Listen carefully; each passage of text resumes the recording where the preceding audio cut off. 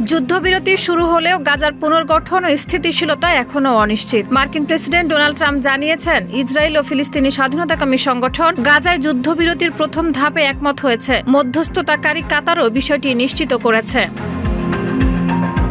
এদিকে জাতিসংঘের বিশেষজ্ঞ ও গণহত্যা গবেষকরা গাজায় ইসরায়েলের কর্মকাণ্ডকে গণহত্যা হিসেবে আখ্যা দিয়েছেন। তাদের মতে গাজার হাসপাতাল, বিশ্ববিদ্যালয় সহ অধিকাংশ অবকাঠামো ধ্বংস হয়ে গেছে।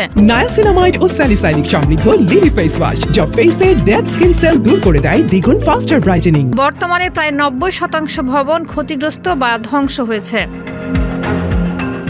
জাতিসংঘের ধারণা, গাজা পুনর্গঠনে $50 বিলিয়ন ও 15 বছর সময় লাগবে যদি ইসরায়েলি অবরোধ না থাকে। আগে দেখা গেছে এই অবরোধই সবচেয়ে বড় বাধা ছিল।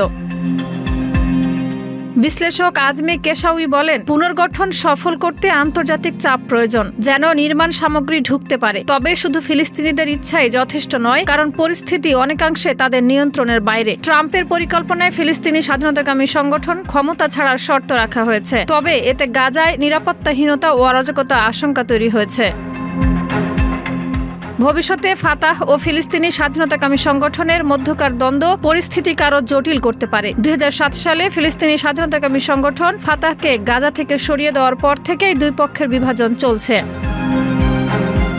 তবে বিশেষজ্ঞদের মতে গাজা পুনর্গঠন গুরুত্বপূর্ণ হলেও তা রাজনৈতিক ঐক্য ও আন্তর্জাতিক সমর্থন ছাড়া সম্ভব নয়। শাহিদা রুবি, মাই টিভি।